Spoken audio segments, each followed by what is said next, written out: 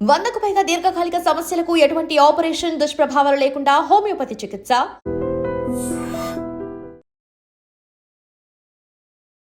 Hi hello నమస్తే, welcome back to iDream media. So ఇక్కడ నుంచి అమెరికా కొత్త రూల్స్ తీసుకొస్తుంది అనే విషయం అందరికీ బాగా అలవాటు అయిపోయింది లాస్ట్ ఇయర్ నుంచి అబ్జర్వ్ చేస్తే. బట్ వీసాకు సంబంధించి కొత్త రూల్ మళ్ళీ తీసుకొచ్చింది. ఏంటి ఆ రూల్ అంటే, ఎవరైతే నాన్ ఇమిగ్రెంట్స్ అనే వాళ్ళు ఉన్నారో వాళ్ళు ఒకప్పుడు వరకు ఫాలో అయ్యే ప్రొసీజర్ ఒకటైతే ఇప్పుడు ఫాలో అవ్వబోయే ప్రొసీజర్ ఇంకొకటి. దీనికి సంబంధించిన క్లుప్తమైన ఇన్ఫర్మేషన్ ఏంటి అనేది ఎపిసోడ్లో చివరి వరకు ఉంటేనే మీకు అర్థం అవుతుంది.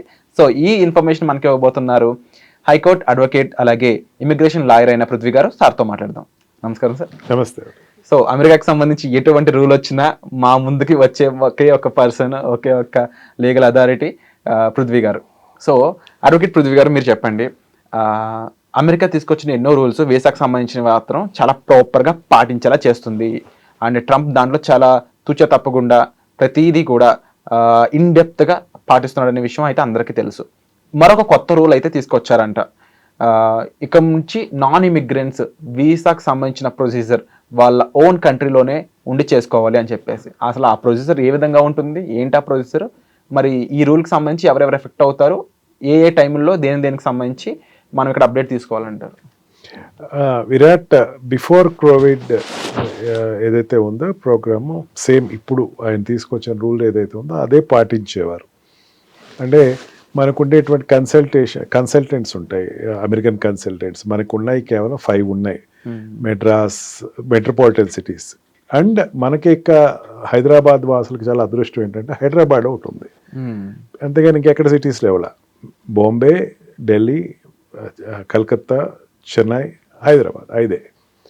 ఈ 5 కన్సల్టెంట్స్లో మనకి ఎప్పుడు కూడా ఏదైనా నాన్ ఇమిగ్రెంట్స్ ఎవరైనా వీసా అప్లై చేయాలంటే జనరల్గా ఏంటంటే నాన్ ఇమిగ్రెంట్స్ అంటే ఏంటంటే B1 అండ్ B2 వీసా మీద వెళ్ళే వాళ్ళు నాన్ ఇమిగ్రెంట్ వీసాస్ అప్లై చేస్తారు. అంటే టూరిజం లేకపోతే hospitalisation and there what we call relaxation కోసం యుఎస్ వెళ్ళేవాళ్ళు కానీ, బిజినెస్ పని మీద టెంపరీగా వెళ్ళేవాళ్ళు కానీ, వీళ్ళు ఎవరైనా సరే, లేకపోతే అక్కడ మా అబ్బాయి ఉన్నాడు అక్కడికి అతనికి నేను అతను చూడటానికి వెళ్ళాలి, లేకపోతే మా అమ్మాయి ఉంది ఆ అమ్మాయికి జరిగేటువంటి కాలేజ్ డిగ్రీ ఫంక్షన్కి నేను వెళ్ళాలి, ఈ ఆలోచనతో ఉండే వాళ్ళకి జనరల్గా ఏం చేస్తారంటే వీసా అప్లై చేసిన తర్వాత 10 years సాటిస్ఫై అయిపోతే 10 years ఇచ్చేస్తాడు. ఈ ప్రాసెస్ అన్నది ఏదైతే ఉందో కోవిడ్కి ముందు అంతా కూడా హైదరాబాద్లోనే మనకిక్కడ తెలుగు రాష్ట్రాల్లో ఉండేవాళ్ళు హైదరాబాద్ తెలుగు రాష్ట్రాలనే కాదు, ఇండియాలో ఎక్కడున్నా సరే ఇక్కడికి వచ్చి రష్ చూసుకుంటారు. స్లాట్స్ ఎట్లా ఉన్నాయో చూసుకుంటారు. ఆ స్లాట్స్ తక్కువ ఉన్నాయి అనుకుంటే ఇక్కడికి వస్తారు. ఈ రకంగా హైదరాబాద్ వచ్చి చేర్చుకునేవాళ్ళు ఉండేవారు. కోవిడ్ వచ్చిన తర్వాత ఏమైందంటే ఈ ప్రాసెస్ అన్నది లెందీ ప్రాసెస్ అయిపోతుంది. అందుకని ఏం చేశారంటే మన వాళ్ళు కొన్ని కంట్రీస్లో కన్సల్టెంట్స్ ఓపెన్ అప్ చేశారు. అంటే అంటే ఇండియాలో ఎక్కడున్నా సరే హైదరాబాద్లో వచ్చి ఆప్ చేసుకోవచ్చు. అదే రకంగా కొన్ని కంట్రీస్ ఓపెన్ చేశారు. జర్మనీ ఓపెన్ చేశాడు, మనకి సింగపూర్ ఓపెన్ చేశాడు, అండ్ బ్యాంకాక్ ఓపెన్ చేశాడు. ఇక్కడికి వెళ్ళి చేయించుకుని అక్కడ ఒక వారం రోజులు 10 రోజులు ఉండి వాళ్ళు ఇంటర్వ్యూకి అటెండ్ అయ్యి వీసా, పాస్పోర్ట్, స్టాంప్స్ చేయించుకుని వచ్చేసేవారు అనమాట. వచ్చి ఆ డేట్లో వాళ్ళు టికెట్స్ తీసుకుని వెళ్ళి టికెట్స్ తోటి వెళ్ళటం అనేది జరిగే సర్వసాధారణ విషయం. ఇప్పుడు వచ్చినటువంటి నాన్ ఇమిగ్రేషన్ వీసా కోసం వాళ్ళు ఇచ్చినటువంటి రెగ్యులేషన్ ఏంటంటే మీ కంట్రీలోనే మీరు చేసుకోవాలా, బయట కంట్రీలో చేసుకుంటానికి వీల్లేదు అని చెప్పేసి చాలా స్ట్రింజెంట్గా ఒక రెగ్యులేషన్ అయితే తీసుకురావడం జరిగింది. అంటే కోవిడ్ తర్వాత ఆ మిగతా కంట్రీస్కి వెళ్ళి చేసుకుంటే నాన్ రెసిడెన్షియల్ ఏరియాస్కి వెళ్ళి లేకపోతే నాన్ సిటిజన్ ఏరియాకి వెళ్ళి చేసుకుంటారని ఫుల్ స్టాప్ పెట్టేశారు. అండ్ రివైవ్డ్ ద ప్రీవియస్ ఏదైతే రెగ్యులేషన్ ఉందో దాన్ని రివైవ్ చేశారు. దీనికి ఇచ్చిన ఎక్స్ప్లెనేషన్ ఏంటంటే వాళ్ళ ఫారెన్ మినిస్ట్రీ ఇచ్చింది ఏంటంటే ఈ మెయిన్ సౌత్ ఆఫ్రికన్ కంట్రీస్, చాలా కంట్రీస్ అనేవి అక్కడ మింట్ అవుతున్నారు, జనాలు వచ్చేస్తున్నారు, ఎక్కడెక్కడికో చేయించుకొని వాళ్ళు సరైన డాక్యుమెంటేషన్ లేకుండా వస్తున్నారు. కానీ ఎఫెక్ట్ అయ్యేది మాత్రం ఇండియన్స్ ఎక్కువ, నో డౌట్ ఇన్ ఇట్. ఎందుకంటే మెయిన్ ఏంటంటే F1 వీసా మీద వెళ్ళేవాళ్ళు, F1 వీసా నాన్ ఇమిగ్రెంట్స్, ఫ్రెష్గా వెళ్ళాడు యూఎస్ వెళ్తున్నాడు నాన్ ఇమిగ్రెంట్, వాడు వెళ్ళాలంటే అక్కడ కోర్స్ ప్లాన్ అప్ చేసుకోవాలంటే అది వితిన్ 3 months 4 months స్టార్ట్ అవుద్దనిక ఈ రోజే త్వరపడాల్సిన అవసరం ఎంతైనా ఉంది. అండ్ మెయిన్ ఏంటంటే హైదరాబాద్లో మనకు రష్ కొంచెం తక్కువ ఉంటుంది. 3.5 months వరకు మనకి ఇక్కడ రష్ ఉంది, వెయిటింగ్ లిస్ట్ స్లాట్. మెడ్రాస్ వచ్చేసరికి 9 months ఉంది, బాంబే కూడా 3.5 months ఉంది, ఢిల్లీలో 5 months 4 months ఉంది. ఇక ఇక్కడే చేసుకోవాలంటే ఇంకా ఈ రష్ పెరుగుతుంది కదా, తరగదు. మనం ఏం చేసేవాళ్ళం అంటే వెంటనే వెళ్ళాలి, షార్ట్ టర్మ్ వీసా మీద వెళ్ళేవాళ్ళు. అక్కడికి వెళ్ళేవాళ్ళు ఏం చేసేవారంటే ఎక్కడో కంట్రీకి జర్మనీ వెళ్ళి అక్కడ చేసుకుని వచ్చేయటం, సింగపూర్ వెళ్ళి చేయించుకుని వచ్చేయటం, ప్రాసెస్ అనేది ఫుల్ స్టాప్ పడుతుంది. ఈ మధ్య కాలంలో ఏమవుతుందంటే డెస్టినేషన్ వెడ్డింగ్ అని చెప్పి ఈవెన్ హై మిడిల్ క్లాస్ వాళ్ళు కూడా ఆప్ట్ చేసుకున్నారు. అంటే ఎట్లా ఉంటుందంటే నాట్ ఆఫ్ డెస్టినేషన్ వెడ్డింగ్ అని నేను ఎగ్జాక్ట్గా చెప్పలేను. యుఎస్ నుంచి అమ్మాయి అబ్బాయి ఇద్దరు యుఎస్లోనే ఉన్నారు, పెళ్లి చేసుకుందాం అనుకుంటున్నారు. వాళ్ళని ఇండియా తీసుకొచ్చి పెళ్లి చేసి పంపించే కన్నా మనమే కొంతమంది బంధువులు అక్కడికి వెళ్దాము అనే ఆలోచనతోటి ఈ మధ్యన వెడ్డింగ్ ఎక్కువ యుఎస్లో జరుగుతున్నాయి. ఆల్మోస్ట్ అన్ని స్టేట్స్లోనూ మన హిందూ టెంపుల్స్ ఉన్నాయి, హిందూ వేడుకలు జరుగుతున్నాయి, దీపావళి సెలబ్రేట్ చేసుకుంటున్నారు. అంటే Hindu festivals and celebrations known areas అయిపోయినాయి అమెరికాలో. అందుకని పేరెంట్స్ కొంతమంది బంధువులు వాళ్ళ పేరెంట్స్ వీళ్ళ పేరెంట్స్ యుఎస్ వెళ్ళి అక్కడే పెళ్లి చేసుకుని వీళ్ళు వెనక్కి వచ్చేసేవారు. ఇప్పుడు ముహూర్తం అనేది ఏంటంటే 1 సంవత్సరం తర్వాత పెట్టుకునే దానికే వెళ్ళాల్సిన పరిస్థితి వస్తుంది. అండ్ కాన్వికేషన్ మెయిన్ ఏంటంటే అక్కడ కాన్వికేషన్ పర్మిషన్ ఇస్తారు విరాట్. పిల్లలు మా పేరెంట్స్ సమక్షంలో నేను కాన్వికేషన్ సర్టిఫికేట్ తీసుకుందాం అనుకుంటే వాళ్ళు రమ్మని ఇన్విటేషన్ ఇస్తారు. ఇన్విటేషన్ ఇస్తే ఏమవుతుంది, జనరల్గా ఏమవుతుందంటే షార్ట్ టర్మ్ ఉంటుంది. ఇప్పుడు షార్ట్ టర్మ్ ఉండదు. ఇప్పుడు ఒక 2 monthsలో ఉందంటే నీకు స్లాట్ ఇక్కడెక్కడ దొరకదు, ఖచ్చితంగా you have to plan before. అది కొంచెం ఇబ్బంది ఉంటుంది ఆ కాన్వికేషన్కి వాటికి. అండ్ యూనివర్సిటీస్కి జాయిన్ అయ్యే స్టూడెంట్స్ కూడా కొంచెం ఎక్కువ ఇబ్బంది అని చెప్పచ్చు. ఎందుకంటే 3-4 monthsలో క్లాసెస్ స్టార్ట్ అవుతాయనో ఏదో చెప్తారు. అది ఇప్పుడు 7 months పట్టినా ఆశ్చర్యపోవక్కర్లేదు. అండ్ కంట్రీస్ అంటే మనం ఇంకో జర్మనీ వెళ్ళో లేకపోతే బ్యాంకాక్ వెళ్ళో థాయిలాండ్ వెళ్ళో లేకపోతే సింగపూర్ వెళ్ళో మనం వెళ్ళి అక్కడ మనకి ఓపెన్ చేసినటువంటి కన్సల్టెంట్స్ దగ్గరికి వెళ్ళి మనం ఇప్పుడు చేసుకునే ఆ పద్ధతిని ఆపేశాడు.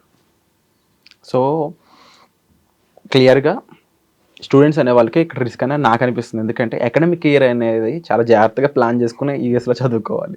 అండ్ ఇక్కడ చూస్తే వెయిటింగ్ లిస్ట్ మనకి తక్కువ అంటున్నారు మీరు హైదరాబాద్ 3.5 months. సో 3.5 months హెడ్గా ప్లాన్ చేసుకోవాలి. అందులో కూడా ఏమైనా జాగ్రత్తలు తీసుకొని అక్కడ ఏమైనా తప్పులోనే చెప్పాలంటే వాడు ఇంకొక 2 నెలలు ముందుగా ప్లాన్ చేసుకోవడం అనేది బెటర్ అనొచ్చు. ఇంకా మరి సెలబ్రేషన్ చేసుకునే వాళ్ళు అయితే వాళ్ళు కొంచెం అది కూడా కొంచెం ప్రీ ప్లాన్ చేసుకోవాలి.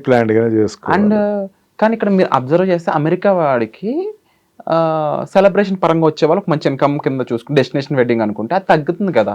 అది తెలిసి కూడా ఈ డెసిషన్ ఎందుకు తీసుకున్నాడంటే అదొకటే కాదు, టూరిజం అడుగు కూడా బాగా తగ్గుతుంది. ఇప్పుడు టూరిజం అడుగు నేను రేపు దసరా హాలిడేస్ ఉన్నాయి, దసరా హాలిడేస్ ఉంటే నేను అక్కడ ఉన్న పలంగా నేను ప్లాన్ చేసుకున్నాను. ఒక 3 months వితిన్ 1 monthలో నేను వెళ్దాం అనుకున్నాను. ఇక్కడేమో 3 months రష్ ఉంది. నేను వెంటనే బ్యాంకాక్ వెళ్ళి అక్కడికి వెళ్ళి ఒక 4 days 5 days తీసుకుంటాం.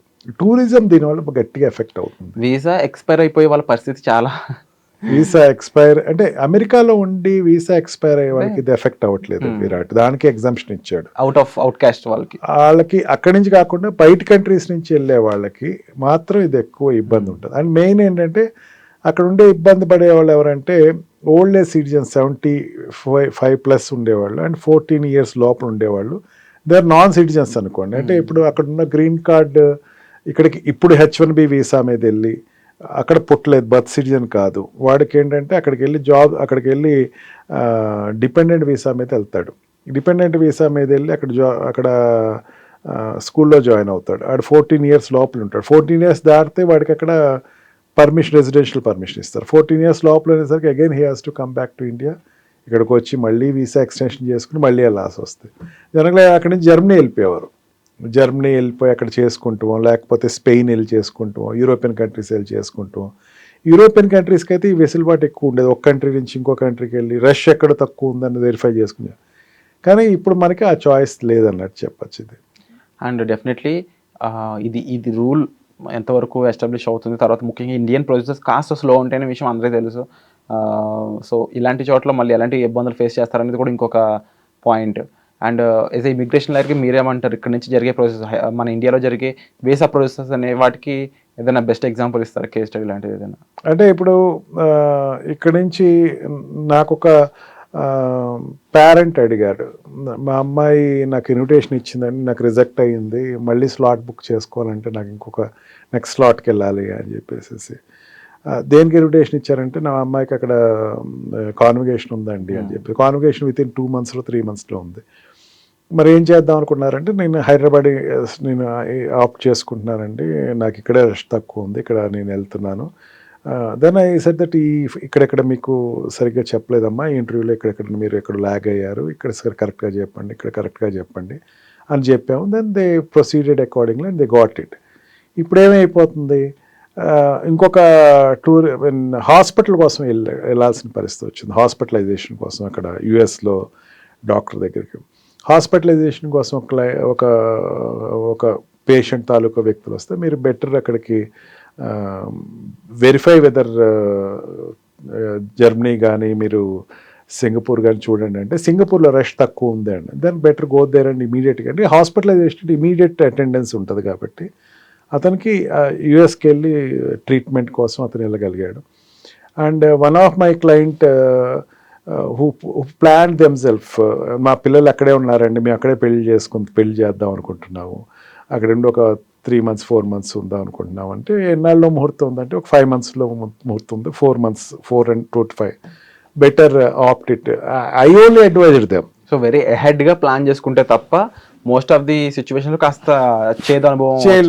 నేనే చెప్పాను విరాట్, మీరు అక్కడ కాదు ఇక్కడ కాదు, ఇక్కడ వాళ్ళిద్దరు ఇక్కడికి వచ్చి ఇప్పుడు ఉన్న సిచ్యువేషన్ బాగోలేదు, ఎందుకు మళ్ళీ వాళ్ళు ఇంకా దే ఆర్ స్టిల్ ఇన్ H1Bలో ఉన్నారు, మళ్ళీ ఇబ్బంది వస్తుంది, బెటర్ మీరే అక్కడికి వెళ్ళండి అని నేను చెప్తే పాపం they opted the same. Now I am able to advise that. ఇది కూడా హార్డ్ అయిపోయింది. ఇది కూడా and students especially Virat, students will be affected a lot. ఎందుకంటే రష్ ఇంకా పెరుగుతుంది ఇప్పుడు ఇంకో కంట్రీకి వెళ్ళి ఆప్ట్ చేసుకునే వాళ్ళు ఉంటారు కాబట్టి వాళ్ళు కూడా ఇక్కడికి వస్తారు. ఇప్పుడు 3.5 months అనేసరికి ఇంకా కేటగరైజ్ అయ్యేసరికి అన్ని చోట్ల 5 months 6 months వెయిట్ చేయాల్సి వస్తుంది. మళ్ళీ కాలేజ్ పర్మిషన్స్ రావు, అకాడమిక్ ఇయర్ సగం అయిపోద్ది, ఫస్ట్ సెమిస్టర్ అయిపోద్ది, వాళ్ళకి కొంచెం ఇబ్బంది ఉంటుంది. Definitely. And there is no other out go. Already ఇప్పుడు వరకు స్టూడెంట్స్ 70% రిజిస్టర్ అయ్యారు, యూనివర్సిటీస్ అని గోల్ పెట్టేస్తున్నాయి ఇక్కడ. మళ్ళీ ఇదొక అంశం అన్నప్పుడు అంటే ప్రొసీజర్ చాలా హార్డ్ గా వెరీ స్ట్రిక్ట్ గా చేసుకుంటూ వెళ్తున్నారు.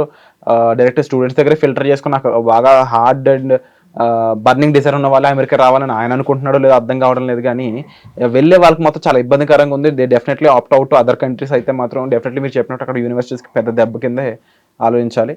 బట్ ప్రొసీజర్ అయితే చాలా కష్టతరంగా మారింది అనడంలో ఎటువంటి డౌట్ లేదు. యూజువల్ సింప్లిఫై చేస్తారు ప్రొసీజర్ అనేవి, ఇక్కడేమో డిఫరెంట్ కంప్లీట్లీ ఆపోజిట్ ఉంది.